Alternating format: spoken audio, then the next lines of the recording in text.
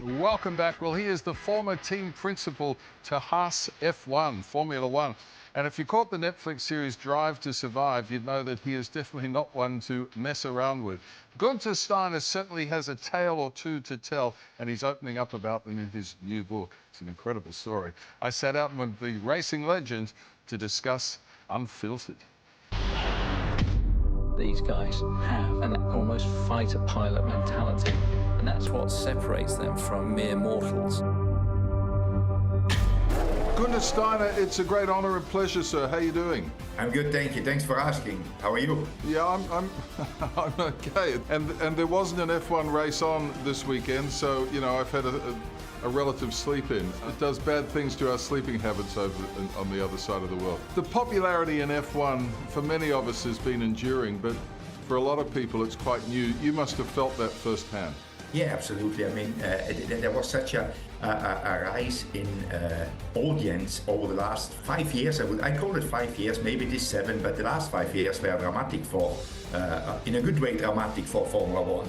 Yeah, well, I mean, and I guess Drive to Survive, the Netflix series, has been largely responsible for that, right?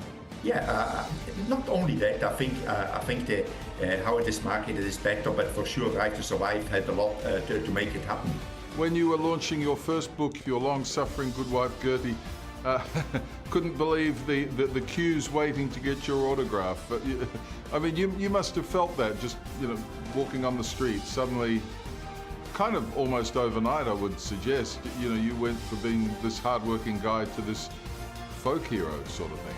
Yeah, it was like, it took a few years, but obviously I could feel that it was more and more, and after 2 years that Drive to Survive came out, at some stage you think everybody knows you, you know, and in the end I didn't work for this, you know. The strange thing is, it's not like that I said I want to make a career out of this and try to be this. I never tried to be this, it just happened. That is the weirdest thing, you know, it just happened to me.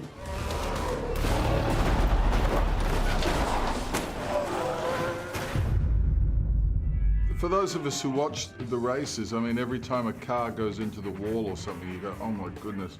And I always think, you know, how many millions of pounds or dollars or whatever does that cost? That must be the most excruciating experience as a team principal. Yeah, for sure. The first thought is always, I hope the driver is okay. And now these days with the safety, the cars are pretty safe. They're never 100% safe, but they're pretty safe now these days, the cars. You know, a lot of improvements have been done over the years and are still being done. But as you say, you know, every time you crash, you know, under $500,000 these days is difficult to get away with it when you have one of the big ones. Obviously, if you rip a front wing off, that's your $200,000 there. You know, so you can imagine what it is when you have a big one. Grosjean still making moves to try and gain places.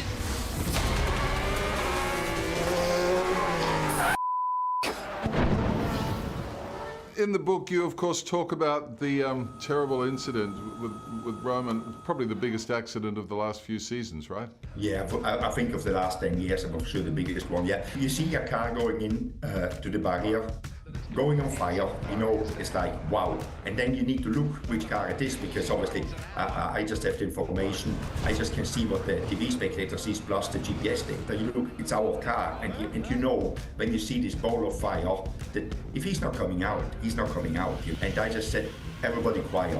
In that moment already I saw that he was coming out. So the longest seconds were the shortest one. Everything is good. So it's a great read. I've got one final question for you. What's Christian Horner going to do about Sergio Perez? I think next year there will be a different driver in that car. I don't know if it will be Liam Lawson. Now the talk is that they try to get Franco Colapinto to Red Bull, but obviously maybe that Franco Colapinto could end up in a Visa cash-up car. But I think Checo will not be in a Red Bull anymore, because in the end it costed them the manufacturer title.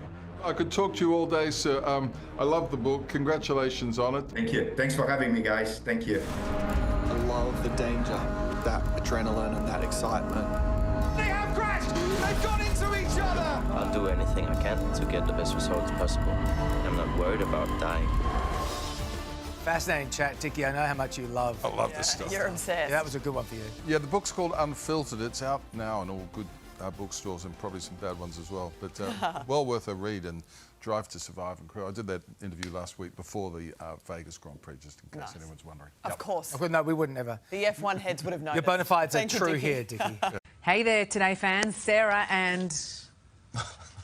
What's my name again? Oh my God, Carl. Hey, thanks for watching our YouTube channel, though. Subscribe now for more news, special reports, and amazing Aussie stories. And Carl misbehaving, Whoa, of course. that never happens. Always happens. What's she talking about?